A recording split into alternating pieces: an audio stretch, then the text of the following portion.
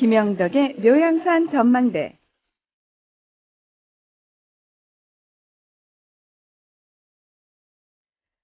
아주 특별한 북한 이야기를 듣는 시간이죠. 매주 화요일 저녁 7시 국민라디오가 마련해드리는 재밌는 시간, 김영덕의 묘양산 전망대에 오셨습니다. 자, 오늘도 변함없이 한반도 변형연구소의 김영덕 소장님 함께해 주셨습니다. 안녕하십니까? 안녕하세요. 네. 제 연구소가 좀 길어서 그러는지 자꾸 틀리게 안내하시네. 아, 번영연구소 아닌가요? 한반도 평화 번영연구소입니다. 아, 평화를 제가 빼먹었군요. 가장 중요한 걸. 죄송합니다. 예. 아니, 근데 왜 오늘은 혼자 오셨나요? 아, 지금 아래에 오셨는데 지금 올라오는 길에 있습니다. 좀 약간 양해를 부탁합니다. 네. 네. 오늘 어떤 주제로 얘기 나눌 예정인가요? 오늘은 이제 저희가 이제 6.15 정상회담이 14주년이기 때문에. 네. 예, 6.15 정상회담의 의의와 의미에 대해서 얘기 좀 나눠보려고 합니다. 네. 어떤 의미에서 사실 그동안은 북한의 어떤 밀접한 생활상, 그쵸? 예. 네. 그런 얘기들을 저희가 주로 했었는데 오늘은 살짝 조금 무거운 주제가 될까요? 약간 정치적인 느낌이 조금 더 강한 그런 주제를 가지고 오셨네요? 네. 사실은 남북한에는 광복 이후에 계속해서 회담이 있어 왔습니다. 네. 심지어는 이승만 정부, 그 이후에 정부에서도, 대표적으로 박정희, 전두환 정부, 심지어 전두환 정부에서도 남북 대화는 꾸준히 없이 추진됐고, 또 선언도 끊임없이 발표했습니다. 그러나 실질적으로 순회 회담, 그러니까 정상회담으로 이어진 사례는 없고요. 네. 6.15가 처음이고, 그 이후에 구체적인 실천 사항으로까지 이행된 거는 6.15 공동선언이 처음입니다. 그래서 의미가 예전하고는 좀 다릅니다. 네. 자, 6.15 남북 정상회담 공동선언. 네, 이렇게 저희가 정확하게 표현을 하자면 6.15 공동선언이라고 표현을 해야 되겠죠. 네. 네네.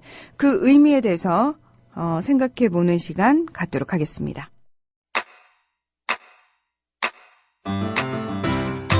국민 라디오 지지하는 4가지 방법 아시나요? 다운로드하기, 별점 주기, 댓글 달기, 구독하기. 국민 라디오를 보다 많은 이들에게 전할 수 있는 가장 손쉬운 방법. 다운로드하기, 별점 주기, 댓글 달기, 구독하기. 잊지 마세요. 다운로드하기, 별점 주기, 댓글 달기, 구독하기. 네, 여러분께서는 진짜 언론 국민 라디오 김형덕의 묘양산 전망대에 오셨습니다. 오늘 6.15 남북 정상회담 기념 특집 방송 저희가 준비되어 있다고 말씀을 드렸는데요. 아주 특별한 게스트들도 함께 모시고 오셨잖아요. 네네. 네. 일단 얘기를 조금 해볼까요? 네. 일단은 저희가 이제 특집 방송이기 때문에 이제 정부에서 일하셨던 분들이 그걸 어떻게 바라보고 어떤 시각으로 준비하고 진행했던지가 좀 구체적으로 듣고 싶었어요. 그래서 전 통일부 장관이신 이종석 장관을 모셨고요. 네. 또 북한에서 북한 주민들은 그럼 이거로 네. 6.15 정상회담을 네. 어떻게 바라봤어요? 안녕하십니까, 장관님. 지금 생방송으로 진행되고 있습니다. 예, 얼른 들어오십시오. 예. 예, 생방송으로 지금 진행되고 있습니다. 예. 아, 이런 게 또 참 저희가 이런 표현 씁니다. 생방송의 묘미입니다. 예. 일단 자리에 앉으시고요. 예. 저희가 이제 전문가로서 어떤 생각을 갖는지 아주 중요하고요. 그리고 또 행정을 하시면서 어떤 느낌이 있었을 거예요. 그런 것들을 좀 들어볼 필요가 있고요. 네. 또 하나는 이제 우리 쪽의 입장도 있지만 북한 주민으로서 그걸 어떻게 느꼈는지가 또 중요해요. 그래서 그렇죠. 이주명 사장님을 또 모셨는데 이분이 북한에서 오신 분들이 좀 특이한 점이 있어요. 왜냐하면 대체로 이제 북에서 오신 분들 중에 북한에 대해서 좋지 않은 기억들을 많이 갖고 오시는 분들이 많아요. 근데 이제 이분은 북한에 대한 원한이 별로 없더라고요. 좀 특이한 사람이에요. 그러니까 이제 그런 분들의 입장에서는 북한의 보통 사람들의 감정을 정확히 알 수 있어요. 아니, 북한에서 잘 먹고 잘 살았으니까 당비서로. 네. 안녕하십니까. 네, 안녕하세요. 네. 자, 이종석 장관님 안녕하십니까. 예, 반갑습니다. 반갑습니다. 네. 예. 아, 아니나 다를까. 바로 어떻게 장관님 오실 줄 알고요. 댓글에 제가 군복무 때 이종석 전 통일부 장관님이 쓴 통일을 보는 눈이란 책을 군부대에 반입했는데 불온서적 반입죄로 진술서를 쓰고 네. 징계를 받았대요. 대한민국이 자유민주주의 국가인 줄 알았는데 전 그렇게 믿고 제가 또 대한민국에 살아왔는데. 아니, 통일부 장관이 쓴 책이잖아요. 글쎄, 왜 그랬을까요? 네, 그 요주의 인물 되신 겁니까? 군부대에서 장관님? 제가 국가안전보장의 상임위원장을 한 사람인데. 굉장히 정권이 바뀌어서 그런가요? 그런가요? 아유, 이런 얘기 들으니까. 이명박 정부 때 네. 얘기인가 보죠? 네, 이런 얘기 들으시면 기분이 어떠세요? 좀 황당하죠. 예. 근데 아마 그게 그런 통일을 보는 눈이라는 책 자체가 어떤 이념적이거나 그런 거를 주장한 글이 아니고 어떻게 보면 상식과 합리성에 기초해 가지고 남북 관계나 그다음에 이제 북한 문제나 또 우리가 여러 가지 통일과 관련된 현안들을 바라봐야 되지 않겠는가. 그래서 쓴 책이거든요. 대중용 책입니다. 네. 근데 거기에 제 생각에는 천안함 관련해서 천안함을 보는 눈에 대해서 제가 몇 가지 얘기를 한 게 있는데 아마 그것도 제가 상식적인 얘기를 했습니다. 천안함을 누가 했다 안 했다는 얘기를 한 게 아니고 근데 그게 우리 군 당국이 볼 때는 마음에 안 들었던가 보죠. 저는, 자유민주주의 국가 아닙니까, 우리나라가? 예, 그렇습니다. 예, 전 통일부 장관이 쓴 책도 이렇게 불온서적으로 몰릴 수 있는 국가입니다. 예. 근데 그거는 아마 이럴 겁니다. 저도 이제 미국에 한 2년 나가 있었습니다만, 미국에 나가서 느끼는 대한민국하고 남한에 들어와서 느끼는 대한민국은 좀 다르더라고요. 왜냐하면, 이를 대표적으로 북한 사이트를 마음대로 접속할 수 있습니다. 일본만 건너가, 중국만 건너가도. 근데 우리나라는 그런 제한당하고 있어요. 자유민주주의는 일단은 행동하지 않는 한 자유는 다 허용하는 겁니다. 그 사이트 잘못 들어갔다가 나중에 사찰당하잖아요. 큰일 큰일 나잖아요, 진짜. 그게 참, 우리 남한의 현주소고 좀 안타깝더라고요. 그런 것들은 자신감을 가질 필요가 있는데. 네. 이 장관님은 제가 특별히 모셨냐면 제가 97년도에 대학을 들어갔습니다. 남한에 와서. 근데 97년도 이전에는 제가 리영희 교수님 책을 많이 읽었었어요. 근데 그분이 조난시대의 논리라든지 우상과 신화 이런 거 많이 쓰셨죠. 근데 제가 제 사적인 개인적 말씀을 드린다면 제가 어떤 개인 클럽에서 장학금을 받았어요. 4년 동안. 4년 동안 북한에 대해서 한 달에 한 번씩 발표하면은 장학금을 받는 거였어요. 근데 한 달에 50만 원의 생활비 엄청나게 큰 거였어요. 그때 당시에는. 근데 제가 북한에 대해서 2번 발표하니까 할 게 없어요. 왜냐하면 북한 사람이지만 북한에서 아는 게 하나도 없었던 거예요. 그러다 보니까 남한에서 학자들이 쓴 북한 책을 냅다 보기 시작한 거예요. 오히려 북한에서 온 사람이 북한 공부를 남한에 와서 시작한 거예요. 근데 그때 이제 97년도에 대표적인 우리 이정석 장관이 쓰신 게 저겁니다. 현대 북한의 이해. 현대 북한의 이해하고 조선당명령국. 여기서 이제 책은 제가 많이 읽은 편이에요. 그래서 이것저것 많이 읽는데 책이라는 게 읽으면서 느낌은 있으나 강하게 와닿는 어휘 같은 게 생각이 안 나는 경우가 많아요. 근데 적대적 공존이라는 용어가 제 머리에 남았어요. 이정석 장관이 쓰신 그게 그래서 이런 분도 있었구나. 왜냐하면 저는 남한에 와서 제일 북한 공부하면 혼란스러웠던 게 뭐냐면 북한보단 비교적 유화적인 방법으로 묘사는 하긴 하나 결국은 체제 옹호적인 성격이 너무 강했어요. 북한 연구 소적들이 남한도. 그래서 북한하고는 좀 달라야 된다고 생각했는데 그거를 이제 객관적 비교를 해내는 게 조선노동당 연구라는 책이었어요. 1997년도 3월 1일 출판일 겁니다, 아마. 그때 읽고 나서 남한에도 이런 학자가 있었구나. 근데 나중에 이제 통일부 장관이 되셨더라고요. 네. 참 그런 인연이 있어서 제가 이제 이 장관님을 기억하고 있었고. 고맙습니다. 이제는 이제 장관님이 아니시니까 이제 박사님으로 포칭하겠습니다. 그러면요. 박사님. 예. 네. 저희가 그 용어요. 적대적 공존관계라는 용어, 저도 이제 대학원에서 공부를 하면서 배우면서 저는 되게 속은 느낌이었어요. 그러니까 이 정권에 그동안 참 많이 속으면서 살아왔구나라는 느낌이었고 첫 느낌이요.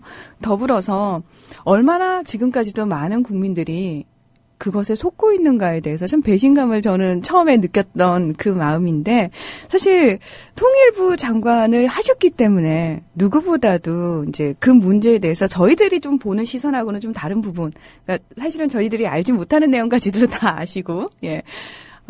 그 소회가 좀 남다르실 것 같아요. 어떠세요? 지금 그렇죠. 저만이 아니라 이제 많은 분들이 남북 관계를 어떻게 보면은 북한의 그 집권 세력이 대남 관계를 통해서 남한을 혁명화하자라든가 또는 남조선이 식민지라든가 이런 이제 구호를 통해서 자기 정권을 강화시키지 않았습니까? 네. 이제 남쪽에서는 권위주의 정권들이 이제 항상 이제 자기가 위기에 처하면은 그 민주주의를 원하는 세력들을 갖다가 이 나름대로 제압하고 통제하는 수단으로서 이제 그들을 빨갱이를 몰아세우는. 그러니까 북한 가장 반공을 주장하는 세력 같지만 그 북한이라는 요소 때문에 먹고 사는 거잖아요. 그렇죠. 그래서 이제 우리가 그걸 가지고 이제 어떤 분들은 적대적인 공생이다. 그다음에 적대적인 여러 가지 예를 들어서 저 같은 경우는 이제 정확히 표현한 건 적대적인 의존 관계다. 의존 관계. 서로 간에 마치 씨름 선수는 반드시 이기려면 넘어집니다. 둘 다. 그런 것처럼 그러니까 팽팽하게 서로가 사실은 서로에게 의존하고 있으면서 서로를 갖다가 배척하는 듯한 느낌.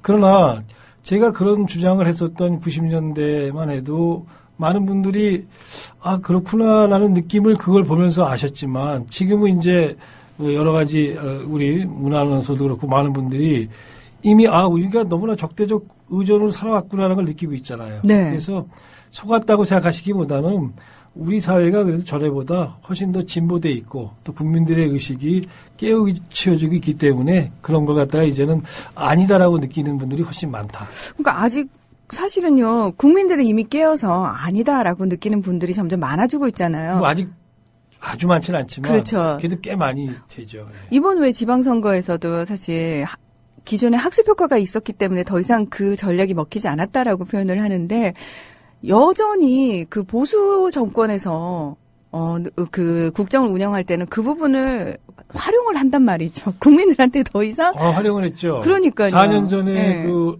그 지방선거 때는 천안함 사건이 있었지 않습니까? 그때는 북풍몰이를 했잖아요. 그들 스스로가 나중에 그 당시 이명박 정권이었지만은 그 선거 끝나고 나서 결과적으로 졌지만 그 여당에서 선거 평가를 하면서 우리가 북풍몰이를 너무 과도하게 했다라고 스스로 평가할 정도로. 근데 어쨌든 간에 이제 이번에는 여러 가지 요소가 있겠습니다만은 세월호의 그 비극적인 그런 사태 앞에서 다른 것들은 전혀 맥을 못 쳤지 않습니까? 그리고 국민들도 점점 이제 북풍에 대해서 이 문제가 있다라는 거를 갖다가 인식을 하신다고 봐요. 물론 제 얘기는 아직까지 우리 사회가 다 그렇게 됐다는 건 아니지만 전에 비하면 훨씬 더 많이 됐고 이제는 많은 분들이 그래요. 또 저거 가지고 저거 장난치려느냐 이렇게 얘기하는 분들이 많아졌잖아요. 네. 점점 이런 노력을 해나가면 또 우리 김영수 소장 같은 분들이 또 이렇게 애를 쓰고 계시니까 아마 우리 사회가 객관적으로 북한을 보고 그다음에 정말 가장 중요한 거는 남북관계나 북한을 바라볼 때 북한을 중심으로 바라보는 게 아니라 나를 중심으로 바라봐야 되는 거죠. 다시 말해서 북한이 이렇게 하면 얼마나 고통을 받을 것인가, 어떻게 아플 것인가, 이걸 가지고 우리가 대북 정책이나 남북관계 바라보는 게 아니라 이렇게 하면은 나에게 무슨 이익이 있는가, 나에게는 어떤 안전이 있는가, 나에게 무슨 평화가 있는가 이렇게 바라봐야 되죠. 근데 우리 국민의 많은 과거 역사 속에서는 북한을 중심으로 사실은 대북 정책을 썼고 그다음에 나를 봤죠. 나를 중심으로 북한을 본 게 아니라 그러다 보니까 사실은 어떻게 보면 합리적인 그런 대북 정책이 나오지 못했다고 생각합니다. 저는 이제 이쪽 종북이라는 용어가 지난 대선에 생겼는데 사실 남한에는 그 의북주의자들이 많아요. 의북. 네, 북한에 의존해서 먹고 사는 사람들이 많아요. 그래서 예. 종북주의자들은 당당하게 종북이라 그러시고 의북주의자들의 그 말에 말려들 필요 없어요. 의북주의자들도 많아요. 왜냐하면 사실 우리 사회의 논리자 안보 논리라는 거는 사실 북한이 이게 포탄 하나만 쏴주면 굉장히 위축이 돼요. 그게 사실 제가 20년 동안 남한에 살았거든요. 북한에서 20년 살았고 북한하고 똑같습니다. 북한은 북한 주민들에게 항상 남조선이 공격에 온다는 논리로서 주민들을 꼼짝 못하게 만들었어요. 남한에 가보니까 남한도 그걸 써먹는단 말이에요. 그래서 제가 이거는 아닌 것 같다. 이건 아닌 것 같다. 근데 남한의 그 논리가 90년 이후에 후반기 이후에 그 광범위하게 이제 보편화되고 정권 교체로 이어지면서 지금은 많이 변화가 됐어요. 그런데 이번에도 그래서 선거의 호재로서는 많이 활용 못한 것 같아요. 그래서 앞으로도 그게 등장하면 반드시 의심을 해봐야 됩니다. 우리가 간첩인가를 의심하기 전에 이게 북한을 이용해서 뭔가를 이득을 얻으려는 세력이 아닌가를 의심해봐야 됩니다. 예, 제가 그 김영덕 소장 말씀이 상당히 저는 의미가 있다고 생각합니다. 왜냐하면은 우리 사회에서 정말 극소수지만은 북한에 대해서 맹목적으로 믿고 이런 세력이 있었고 이제 지금은 거의 사라졌습니다만은 근데 그 반대편에서 사실은 북한을 이용해서 기득권을 유지하고자 하는 그런 세력이 있었던 건 사실 아닙니까? 근데 지금도 우리 국민들 중에 많은 분들이 북한 문제를 가지고 굉장히 예민하시잖아요. 또 우리가 물론 안보를 튼튼히 해야 되고 또 나름대로 북한에 대한 경계심을 가져야 되지만 우리가 가지고 있는 능력을 너무나 우리 스스로가 과소평가하는 경우가 많다는 거죠. 제가 가장 안타까워하는 건 뭐냐면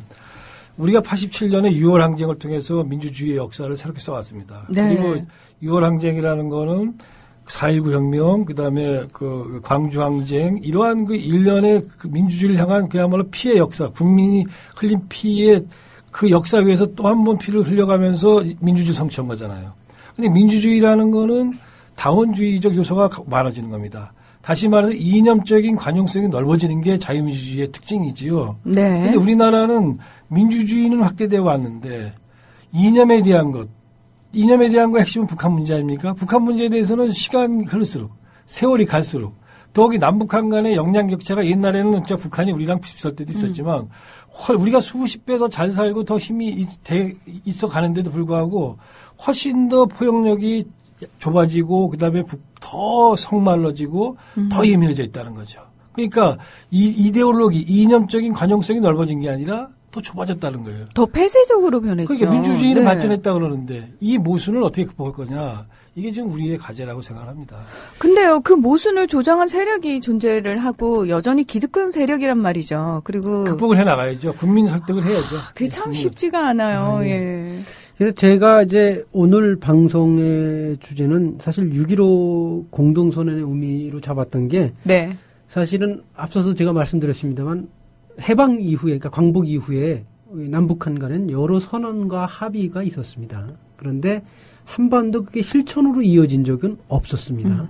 최초로 남북 순회 정상들이 만나서 회담을 하고 구체적인 실천 방안을 내놓고 또 실천에 옮긴 건 6.15가 처음입니다. 그래서 장관님께서 보시는 6.15의 의미나 우위는 어떻게 보시는지 그게 좀 궁금했었습니다. 예. 사실 그 6.15 때는 제가 민간인 신분이었는데 그 김대중 대통령의 그 특별 수행원으로 6.15 그 행사에 제가 참석을 했었습니다. 아. 네.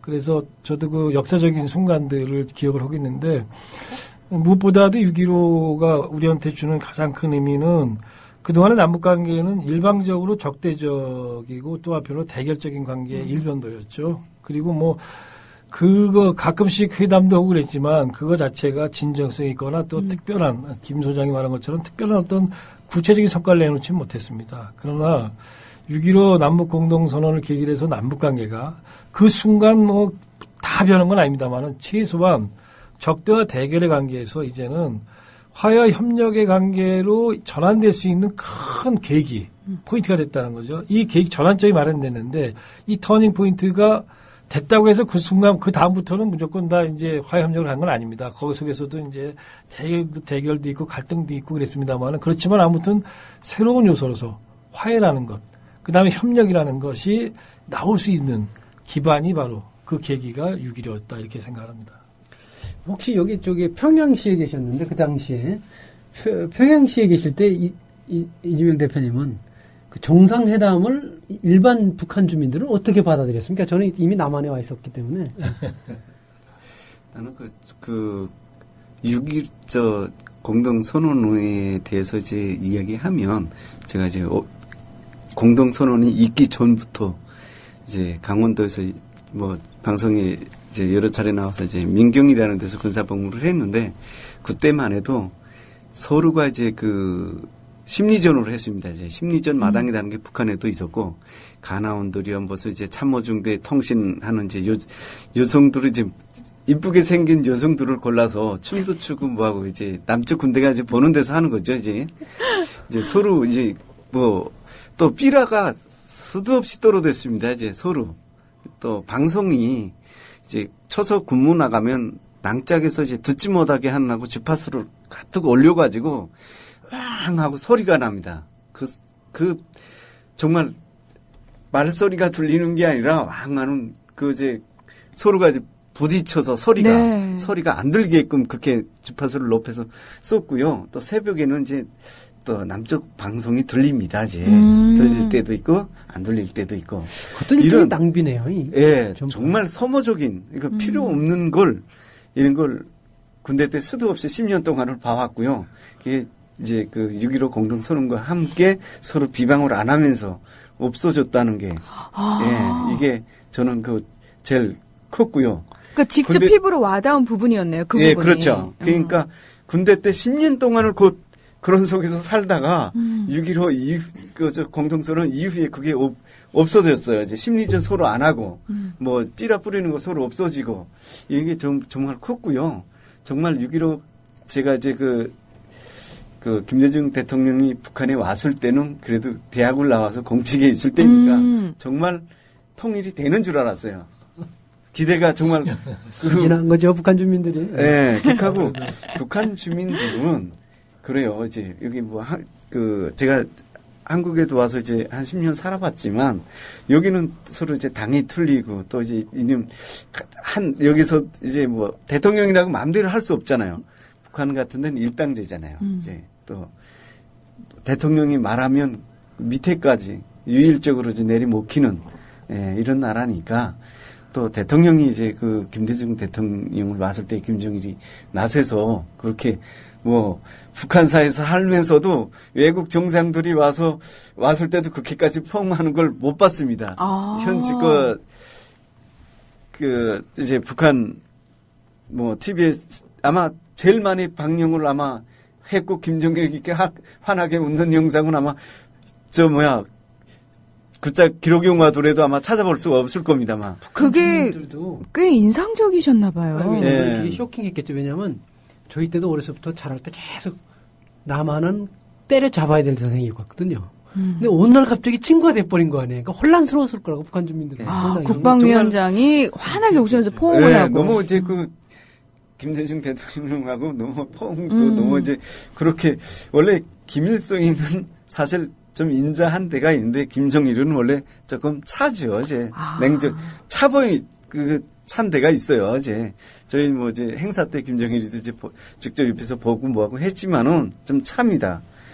김일성이 같지 않거든요. 근데 김대중 대통령님 왔을 때는 이제 우리 장관님 참석하셨다고 했는데 너무 진짜 저희가 보던 김정일이가 아니었습니다. 그래서 통일이 되는가 보다 하고 기대도 상당한 기대를 가졌었겠네요. 예, 기하고 많이 6.15 공동선언과 함께 너무 남북관계는 아직도 풀어야 될 숙제들이 많지만 그나마 많은 진전이 있었다고 정말 큰 아마 우리 김대중 대통령 뭐 이제 노벨상도 받으셨지만 정말 60년 동안 제일 큰 성과가 있었다고 봅니다. 이제. 실제로 이제 피부에 와닿는 말 그대로 실천이 바로바로 뒤따른 그런 공동선언이 아니었나라는 생각이 드는데 저도 그 당시에 저는 제주 MBC 아나운서를 하고 있었는데 제주도에도 이제 북한 대표단이 왔거든요. 예, 와서 저희 그 당시 무슨 농담했냐면은 한창 왜 북한과 교류를 많이 할 때 이제 북한 응원단들이 왔었거든요. 네, 다 저랑 비슷하게 생기셔가지고 제가 저희 주변에서 이 북한 대표단이 와서 제주 MBC 보고 문화아나운서 보면 큰일 나겠다고. 이 바로 북한으로 가는 거 아니냐고 막 이런 농담을 했던 기억이 나요. 그러니까 그만큼 분위기가요 서로 굉장히 화기애애했던 기억이 나요. 네. 문아나운서는 북한에 파견하면 되겠네. 상당한 남자들이 다 무너지겠는데 보니까. 그러니까 구체적으로 6.15 정상회담 이후에 성과가 있지 않았습니까? 네. 장관님 그때 철도도로 연결한 건 상당히 의의가 크다고 저는 보는데 어떻게 보십니까? 크죠. 근데 사실은 6.15 공동선언 이전에 남북관계에서는 실제로 어떤 뭐 협력이라든가 이렇게 한 것이 거의 전무했어요. 한 가지 그 당시 이제 80년대 중반에 72년 남북 공동선언이 있은 다음입니다. 70년대에 남북한이 이 이산가족 이제 상봉을 한다 해가지고 이제 네. 그때부터 했다가 못해서 80년대 한번 이제 이산가족 상봉에 대해서 서로 그것도 아주 제한된 숫자를 가지고 이산가족 상봉을 시도하고 그랬죠. 그런 적이 있었습니다만은 실제 아주 정말 제대로 된 이산가족 상봉이라는 거는 해본 적도 없었죠. 근데 이산가족 상봉도 실제로 이제 6.15 공동선언 집행되지 않습니까? 그리고 이제 지금 말씀하신 것처럼 철도나 도로를 연결한다라는 거는 이게 그냥 철도도를 연결하는 게 아니잖아요. 뭐냐면 그동안에 꽉 막아놨던 또 우리를 갖다가 갈라놨던 휴전선이라는 그 분단의 철책선을 뚫는다는 거잖아요. 다시 말해서 남북의 이 경계선인 휴전선은 경계 중에서도 가장 비극적이고 가장 잔인한 거잖아요. 그야말로 세계 최대의 화력이 집중되어 있는 곳이고 여기에 가장 갈등과 적대하는 동족이 있는데 이 경계를 이 갈등과 대립의 최고 절정점에 있는 이 경계를 허물고 화해 협력의 선을 만든다는 게 철도와 도로죠. 굉장히 상징적인 의미가 있었죠. 그 상징이라는 거는 네. 이루 말할 수 없는 거죠. 네. 그래서 그건 상징으로 끝나는 것이 아니라 거기에 실제 사람이 다니고 물건이 다닐 수 있다면 그거는 상징이 아니라 우리의 새로운 삶의 형식을 만들어내는 거죠. 그래서 이런 거 거기다가 뭐 교육 이런 것들이 6.15 공동선언 이후에 이제 활발해졌지 않습니까? 아, 예. 예. 저는 좀 안타까웠던 게요. 제가 2012년 대선 때 어느 뭐 잡지 월간지에다 기고를 할 때 그랬어요. 이번에 대선 후보가 돼서 대통령 되는 분들은 적어도 여야 간에 합의를 해서 일관된 대북 정책을 펴지 않으면 이거 의미가 없다는 거죠. 왜냐하면 이게 사실 화해 협력으로 쭉 가다가 다시 이거 스탑해서 또 하게 되면 이게 다시 복원 비용이 엄청나게 많이 드는 거예요. 이걸 왜 정지하는 거죠? 그리고 좀 다른 얘기입니다. 지금 북한의 입장에서는 지금이 아주 해피할 겁니다. 왜냐? 북쪽은 오히려 남한하고 교류 안 하는 게 상당히 체제 유리에 용이합니다. 제 판단은 그렇습니다. 왜냐하면 외부하고 교류하게 되면 변화를 수반하게 돼 있습니다. 그건 북한 체제 특성상. 근데 되게 놀랐던 건 이명박 대통령께서 그걸 들어주셨단 말이죠. 그래서 제가 되게 충격을 받았고, 그래서 제가 첫 방송이 뭐냐면 MB는 종북이다예요. 네, MB는 종북이다. MB가 종북이었어요. 예. 결과적으로 그렇게 표현할 수 있는 뭐 요소가 있죠. 네. 왜냐하면 북한이 원하는 부분을 다 어느 해줬죠. 정도 네.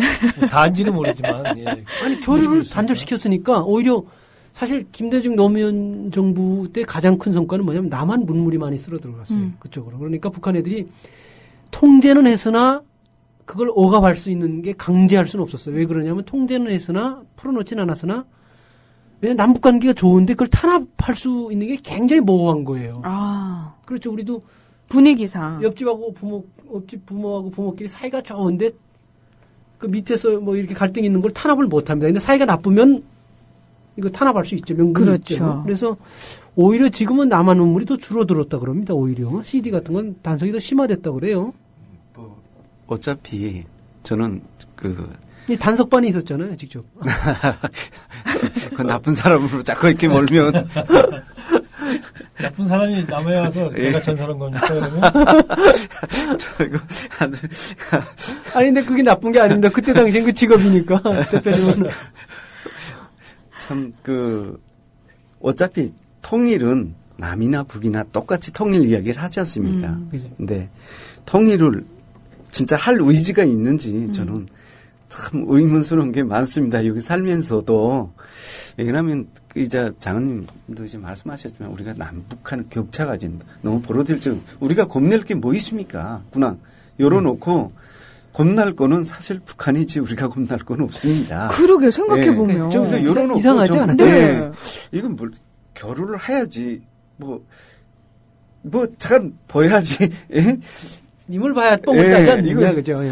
참 이거 문은 닫아놓고 무슨 통일을 한다고 이야기하는지 좀 깜깜하고 또 경제 문제도 같습니다. 이제 서로 교류를 하면서 극복해서 비슷해야지 통일도 또 우리가 통일 비용도 적게 들이고 통일하지 않겠습니까? 그래서 제가 생각한 건데 겁먹지 말고 남한에서는 좀 여자가 오히려 의사 조치도 좀 다시 열어주고 뭐하고 하면서 자꾸 꽁꽁 닫으니까 중국이나 러시아나 이런 데 계속 가서 의존하지 않습니까? 이제 그러니까 우리한테는 별로 득이 되는 것 같지 않습니다. 제가 중국도 다녀보고 좀 재패가 갔는지는 모르겠는데 단동 가서 저희 친구들도 이제 만나보고 뭐하고 하니까 그 얘기가 이제 중국 사람들도 그렇고 또 이제 북한 사람들은 뭐 워낙 이제 그러니까 이제 그 굿장무랑 이제 조금 상가하고 조금 안타깝게 보시는군요. 참. 그러니까 저희가 이럴 정도면은 사실 직접 통일부 수장을 하셨단 말이죠.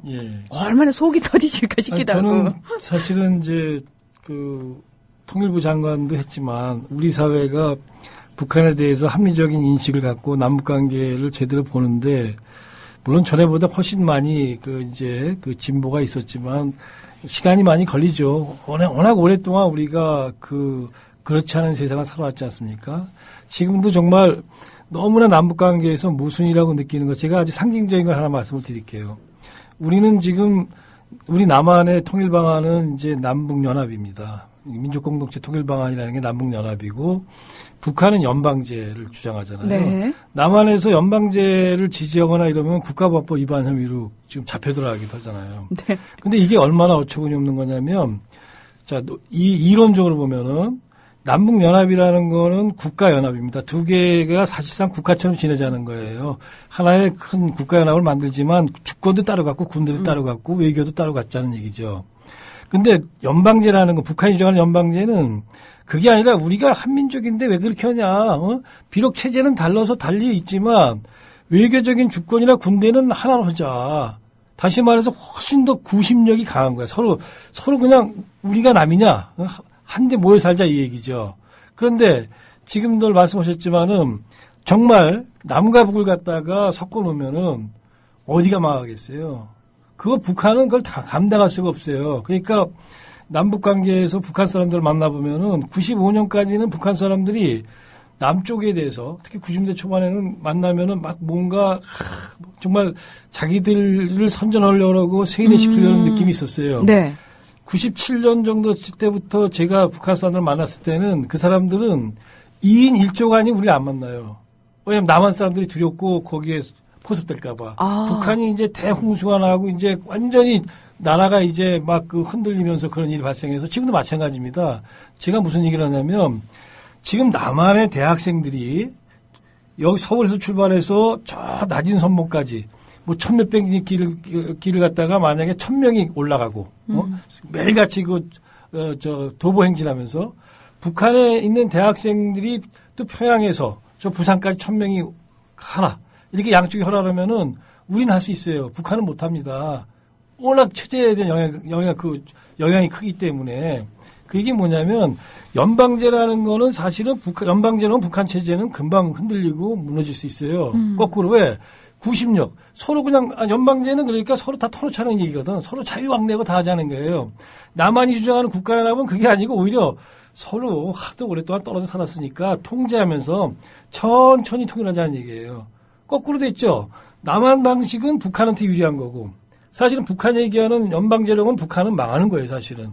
근데 지금 북한이 주장하는 연방제를 갖다가 남한이 주장하는 것은 북한이 주장하기 때문에 국가법에 걸리니까 주장 못하죠. 네. 우리 무조건 반대하잖아요. 네. 반대하는 북한은 꽃놀이패처럼 주장을 해요. 그러나 정말 연방제 한번 해볼까? 그럼 북한이 어떻게 받아들여? 못 받아들이지. 북한이 오히려 못 받아들여. 그러나 네. 우리는 어처구니 없이 여전히 세상은 변한 거죠. 옛날 김일성이 연방제 주장했던 지금부터 40여 년 전의 남북관계가 아니잖아요. 근데 우리는 여전히 그 틀 속에서 살고 있으면서 연방제는 북한의 주장이기 때문에 그거는 국가법 위반이 납니다. 사실은 연방제를 하면 북한이 망합니다. 절대 북한은 연방제를 할 수가 없어요. 그렇기 때문에 2000년 6.15 남북정상선언 때 공동선언에서 바로 북한이 낮은 단계의 연방제라는 말을 쓰면서 그동안에 그런 말 안 썼어요. 남한의 연합제와 유사성이 있다라면서 지금은 북한도 정확하게 연방제 주장하는 게 아닙니다. 근데 우리는 그런 거 지금 생각 안 하잖아요. 우리 법률은 여전히 연방제를 주장하면은 잡아간다 이거죠. 그러니까 어떤 의미에서는 지금 장관님이 말씀하신 그 내용이 있잖아요. 그러면 우리 연방제 해볼까? 라고 우리가 먼저 얘기하는 게 어떤 의미에서는 그게 제대로 된 강경책인 것 같아요. 그러니까 그렇죠. 이게 그거죠. 그렇게 네. 우리는 하면은 북한을 일방적으로 몰아세우고 남북관계에서 오히려 부담이 되는 얘기지만 네. 정말 북한을 몰아세우고 싶다면 그렇게 얘기할 수 있어야 되는데 그렇죠. 정말 북한을 몰아세우고 싶어하는 사람들은 그렇게 말하면은 그건 정말 빨갱이다 이렇게 되는 거니까 그렇죠. 이게 얼마나 모순이라는 그러니까 얘기예요. 제대로 강경책을 해보지도 못한 상태에서 강경책을 썼다고 얘기를 하니까요. 제가 그래서 예. 이제 작년인가요? 작년 때 초막 때 오마이뉴스에 그 기고할 때 평화공세는 북한만의 전유물이 아니다는 기고를 했어요. 근데 그게 뭐냐면 우리가 적극적으로 북한에 교류하자 그러고 북한하고 통일을 협상으로 나오자 그러고 교류 협력하자 그러면 북한이 피하지 우리가 피하지 않아요. 우리가 피할 이유가 없지 않나요? 그런데 오히려 지금 우리가 막아주잖아요. 북한이 하자는 대로 하면 하자길면 손해는 북한이 봅니다. 그렇기 때문에 근데 그 사람들이 제안을 해서도 그 사람들이 우리가 받아준다고 해서 따라갈 수도 없는 건데 괜히 겁먹고 안 하는 게 참 그 신기하고 상당히 모순이죠. 그래서 모순이죠. 예. 우리가 사실 예를 들어서 문화인 교류하자, 뭐 문 교류하자.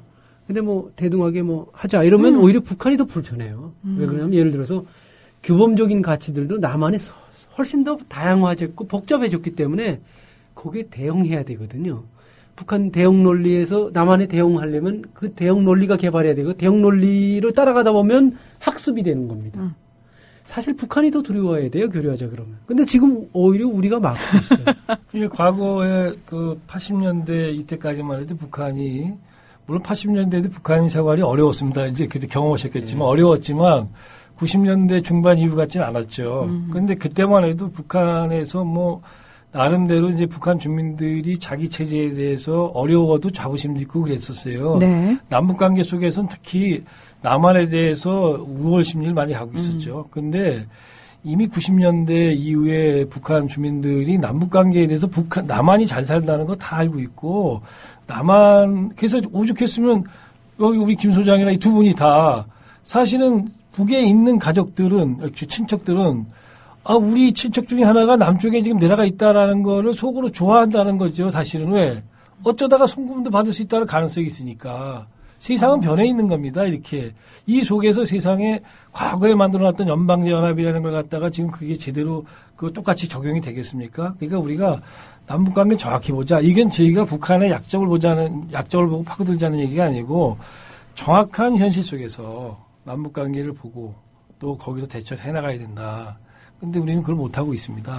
근데 제가 생각엔 지금, 일단 대북 교류 정책이 지금 여야를 정권이 왔다 갔다 하면서 자꾸 바뀌지 않습니까? 그런데 가장 핵심적으로 문제가 되는 것이 그 정파의 이익보다는 제 판단으로는 외세가 문제입니까? 교류가 이렇게 자꾸 단절과 뭐 이렇게 교류를 반복하는 이유가 외세의 간섭 때문입니까? 아니면 국내 정치 세력 간 이해관계 때문에 그럽니까? 아니면 북한의 과도한 지원 요구나 혹은 도발적 행동 때문에 자꾸 문제가 되는 겁니까? 북한 남북관계.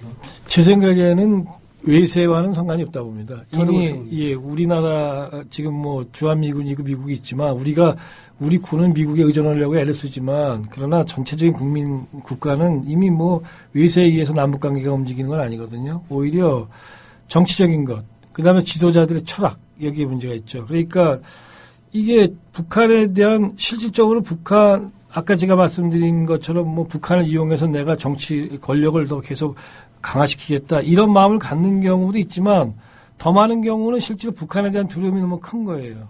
그러다 보니까 북한에 대해서 북한이 가지고 있는 능력이나 가지고 있는 모습보다도 훨씬 더 크게 북한을 보고 위협을 더 크게 보면서 이제 그것이 자기 몸에 와가지고는 더 큰 그런 반사작용으로 나타나는 거죠. 그러다 보니까 남북관계에서 그야말로 끊지 않아야 될 때에서 끊어버리고 그다음에 국제정세가 흐르는 것도 전혀 고려하지 않고 행동을 하게 되죠. 그래서 제가 아까 그럼 지도자의 철학은 왜 문제가 되냐면은 한반도에서 지금 우리가 지금 갖고 있는 위기라는 거는 크게 두 가지 위기가 있습니다. 하나는 핵 문제라는 국제적 틀 속에 나타나는 위기가 있어요. 한반도 상공을 덮고 있죠. 그러나 북한 핵이라는 위협을 딱 걷어내면 우리는 행복할 것인가? 아니에요. 그러고 나면 지난 6.25 이후에 지난 수십 년간 우리를 갖다가 괴롭혀왔던 전통적인 안보 위협, 남북 대결이 있잖아요. 이 두 개의 위협 속에 살고 있다는 거죠. 우리가 사실은 과거 이명박 정부부터 시작해서 지난 작년에 1위까지 그 5, 6년 동안에 있었던 수많은 그 우리 전쟁 분위기라든가 위험 이런 것들은 핵 문제로 오지 않았습니다. 문제의 발달을 핵으로 시작했다 하더라도 결국은 우리가 보면 남북 관계에서 다 발생했잖아요. 그건 전통적인 안보 위협이 우리를 갖다가 찌르고 있거든요. 그렇다면 남북 관계를 지속적으로 안정시키고 개선시킨다는 건 바로 이 전통적 안보 위협을 완화시키는 건데 이 정치가들의 철학이 여기 안 와 있는 거죠. 핵 문제만 해결해야 된다고 생각하고 핵 문제에 남북 관계를 종속시키는 거죠. 이거 안 되죠. 남북 관계도 발전시키고 핵 문제도 발전시키거나 핵 문제가 진전되지 않더라도 남북 관계는 안정시키거나 이런 지혜가 있어야 되는데 핵 문제가 안 되면 남북 관계도 없다. 그러면 어떻게 하는 거야? 다 우리 그야말로 괴롭고 이렇게 어렵게 살라는 것밖에 안 되잖아요. 근데 제가 박사님께서 말씀하셨지만 그런데 제가 이런 게 있습니다. 북한은 자신들의 지금 지배체제가 안정이 담보되지 않으면 핵은 죽어도 포기 안 합니다. 그렇기 때문에 우리가 남북평화협정이나 북미평화협정이 체결되지 않으면 북한은 핵을 포기 절대 안 합니다. 근데 그걸 또 우리가 줄 수 있는 건데 왜 안 주는 겁니까?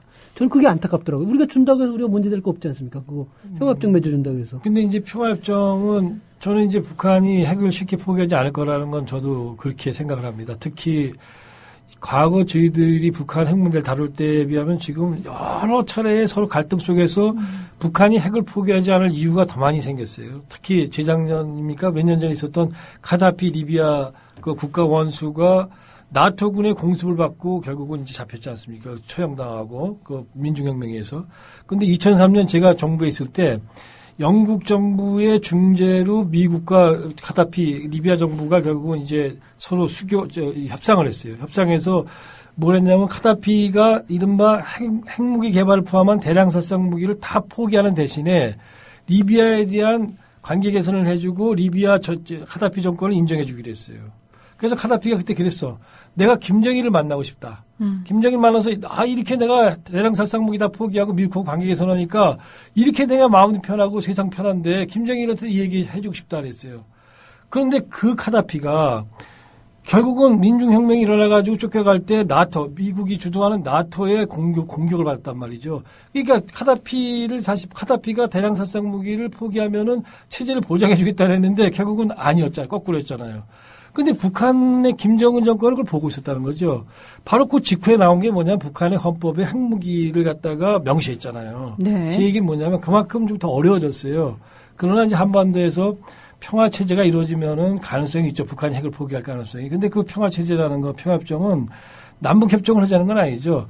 북한이 주장하는 건 미국으로부터 보장받고 싶어 하는 거잖아요. 근데 북미평화협정이 있지만 이제는 북미평화협정은 안 해도 됩니다. 왜?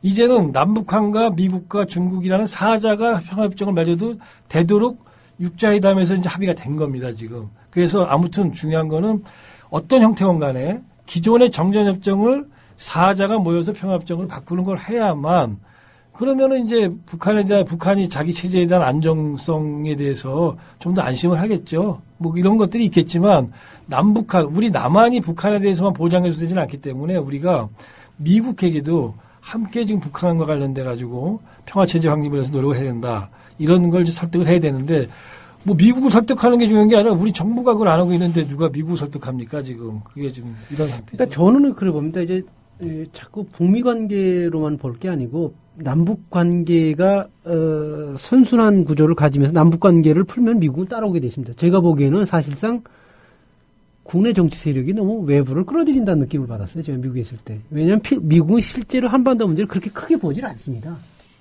근데 우리 국내에서 그걸 과장하는 거죠. 실제로 우리가 하겠다 그러면 못 막습니다. 왜냐하면 제가 김대중 대통령 때 봤습니다. 부시 대통령도 못 막았습니다. 그거를. 막을 수 있다면 막아야 되잖아요. 근데 못 막는다니까 우리가 하겠다 그러면. 그런데 미국하고 연합한다는 논리로서 포장하는 거지 실제로 미국이 방해해서 못하거나 이러지는 않습니다. 그리고 지금 김 소장님이 중요한 얘기를 했어요. 제 얘기도 뭐냐면 미국이 북한의 체제 안전 보장을 해줘야 된다라는 북한의 주장에 대해서는 하여튼 북미 간의 관계를 풀어야 된다는 걸 제가 말씀을 드렸는데 근데 제가 이런 말씀을 드린 거는 한국 정부가 거기 할 역할이 있다는 거죠. 지금 뭐냐면 남북 관계를 개선하고자 하는 의지를 가지고 있고 그것이 한반도 평화와 그다음에 우리 민족의 미래에 아주 중요하다고 생각하는 정권이라면 그 정권은 당연히 미국에게 요구하게 돼 있습니다. 지금 오바마 정부는 더욱이 동맹 얘기를 잘 듣는 정부거든요. 그러면 오바마 정부 자체는 북한하고 협상하기 싫어하는 정권이지만 야, 지금 우리가 한반도에서 평화를 위해서는 북한하고 협상해야 됩니다. 합시다. 라고 우리 정부가 설득을 해야 된다는 얘기죠. 근데 지금 우리 정부 자체가 그런 철학을 갖고 있지 않으니 설득을 할 수가 없다라는 거죠. 그래서 가장 중요한 것은 우리 정부가 그런 생각을 갖도록, 즉 남북관계를 개선하고 한반도 평화를 위해서는 미국과 북한을 중재시킬 수 있는, 함께 손을 잡게 할 수 있는 그런 힘을 발휘하게끔 그게 나의 임무다라고 생각하는 정부가 되도록 만드는 거는 국민이 해야 할 일이죠. 국민이 해야 하는데 국민은 사실 그걸 할 수 있는 가장 강력한 힘은 투표행위입니다. 선거행위를 통해서 해야 되는데 그게 이제 우리가 해야 할 목이죠. 저희가 이제 너무 딱딱한 얘기만 하니까 재미없을 것 같아요. 장관님한테 여쭤볼 게 하나 있어요. 솔직히 장관님보다는 박사님이 더 좋지 않나요? 뭐 박사는 어차피 뭐 박사는 많은 분들이 박사지만 그래도 제가 영원히 제가 살아있는 동안에는 부를 수 있다, 호칭되는 거니까. 제가 왜냐면 박사를 아무나한테 잘 안 부릅니다. 아, 고맙습니다, 여러분. 그 뭐 장관은 너무 많기 때문에 별로 의미가 없고요. 박사들 하도 많지만 저도 북한을 연구하는 사람으로서 이렇게 박사를 아무나한테 박사를 하지 않습니다. 그리고 아니, 고맙습니다. 그렇게 얘기하니까. 근데 제가 이 박사님이 정상회담 참여하셨을 때요. 네. 개인 대 개인으로서 김정일 위원장을 가까이서 보지 않았겠습니까? 뭐 악수도 했습니다. 네, 근데 그 권력을 제외하고요. 네. 남자 대 남자로 봤을 때 이게 좀 무서웠나요? 아니면 별 말이 없네 이렇게 느꼈나요? 뭐 좀 여러 가지가 있었을 텐데. 네, 실제로 김정일 국방위원장의 김정일 인상. 위원장을 네. 만나서 어떤 감정을 갖기가 어려웠어요. 왜냐하면 제가 김정일을 연구한 사람이기 때문에. 아. 예, 김정일 연구한 사람이었기 때문에 사실은 그때 제가 연구했던 대상자들을 갖다가 소설의 작가가 주인공을 만난 걸 마찬가지였기 때문에. 왜냐면 우리 그 당시 한국 내에서 북한 연구라는 게요. 사실 네. 굉장히 자료라든지 이런 부분에 있어서 어려움이 많잖아요. 어려움이 많았죠. 네네. 근데 이제 실제로 연구하신 분을 만났을 때는 그 와중에도 제가 김정일 연구를 그러니까 거의 안 하던 시절에 김정일 연구를 했던 사람입니다. 그래서 네. 그렇게 또 그래서 사람들한테도 이름이 나 있었고, 그러니까 어쨌든 간에 제가 쓴 소설의 주인공을 만났고, 또 옆에 있었던 그 조연들도 다 만났지 않습니까? 네. 그러니까 제가 그걸 만났을 때의 느낌이라는 거는 그냥 그런 연구를 안 한 사람들이 만났던 흥분과 이런 거랑 좀 달랐을 거라고 봐요. 그렇겠죠. 그래서 소설의 주인공을 만났다라고 제가 말하지 않습니까? 작품을. 그러니까 그러나 이런 말을 그 당시에는 가급적이면 이제 좀 한 번은 했는데 안 했던 거는 너무 사람이 나이브해 보이고 감성적으로 보일까봐. 왜냐하면 그래도 대통령 특별 수용을 갔었기 때문에. 그러나 아무튼 김정일 위원장을 만나서 느낀 거는 뭐 손이 굵다 뭐 이런 거는 느꼈는데, 그러나 제가 이제 그때 만났던 느낌을 지금 다 얘기할 수 없는 게, 그때 제가 정부에 이제 참여정부 때 들어가서 정상들도 만나보고 많은 정상 외교를 제가 관여하지 않았습니까? 그러다 보니까 정상들의 이른바 퍼포먼스라는 거는 일종의 자기가 솔직해지려고 하더라도 그건 일종의 전략이라든가 나름대로 전술을 몸에 품고 있기 때문에 네. 그걸 가지고 그 사람을 평가하기가 좀 어려워요. 아. 네, 그래서 저 사람 호방한 사람이다. 김정일이 아무리 호방해도 자기 북한의 이익과 관련된 얘기가 있을 때는 굉장히 조심스럽습니다. 예, 그렇겠죠. 뭐, 이거 말이야, 우리 그러면은 휴전선 넘어서 그냥 항공기로서 우리 남쪽에 민간 항공기들이 왜 막 동해로 돌아가고 그다음에 서해로 돌아가지고 왜 모스크바에 가거나 아니면 북쪽으로 갑니까? 휴전선 넘어갑시다. 그러면 김정일이 자기의 호방함을 갖다가 나타내기 위해서 그러죠 이렇게 말하고 싶을 것 같지만. 그래야 되죠 하면서, 그런데 우리 군인들이 애들이 완전히 옛날 냉전 주제 같아요. 그거 반대합시다. 이런 식으로 해서, 사실은 지가 반대하는 걸 갖다가 이제 자기가 반대하는 걸 착 포장하고 이러기 때문에, 정상 간의 언술이라는 거는 성격을 다 나타내기는 어렵습니다. 네. 아니, 저는 그래서, 내가 소설을 참 잘 썼구나라고 생각하셨을까 내가 진짜 사기를 쳤네?라고 생각하셨을까 궁금했는데, 그걸 확인할 계기가 별로 없으셨나요? 제가 소설 잘 썼는지 안 썼는지는, 네. 제가 논픽션을 썼다면, 네. 그러면 그거 실제다 아니냐는 거는 제가 판단하는 게 아니고, 독자들이 판단하셔야 될 거라고. 저는 이 박사님 책이 학생 때 저한테는 아주 임팩트를 강하게 줬습니다. 아주 좋고, 사실 저는 김정일을 북한에 살 때 잘 못 봤습니다. 그때 정상회담 나오는 거 처음 봤는데, 그때 김정일 보면서 제가 느낀 감정은 굉장히 실망스러웠어요. 왜냐하면 일단 키높이 구두를 신고 인민복 차림으로 나오는 거 보니까 제가 굉장히 열등감이 많은 애구나 이런 느낌이, 그러니까 남자 대 남자로 만나면 사실 권력을 빼면 별별 없는 애구나 이런 느낌을 받았어요. 왜냐하면 보통 남자들이 옷만 입는 거 봐도 그 사람 스타일을 표현하는 거거든요. 근데 그 사람은 보통 옛날복을 입잖아요. 복장인데 인민복을 입었었고, 신발도 이 굽높이 신을 신고 나오더라고요. 그러니까 이게 열등감의 발로거든. 제가 키가 낮아도 이 굽높이 신을 절대 안 신어요. 근데 머리는 좀 그렇더라고요. 머리는 굉장히 잘 돌아간다는 느낌을 받았어요. 순간적 판단력이 보니까 자기가 피해야 되는 말은 다 밑에 사람 핑계 대고, 그리고 자기가 해야 되는 걸 아주 찌르면서 욕을 하더라고요. 그래서 이 친구 정치는 참 잘하는데 패션이나 그 외의 부분은 아주. 근데 키만 작았지.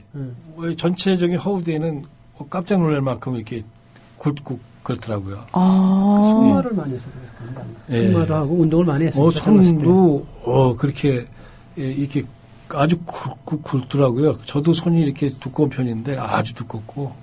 어쨌든 너무 빨리 갔습니다. 어쨌든 제가 보건데 6.15 저 정상회담은 정말 잘 된 성과가 정말 큰 그 6.15 정상회담이었다고 보고요.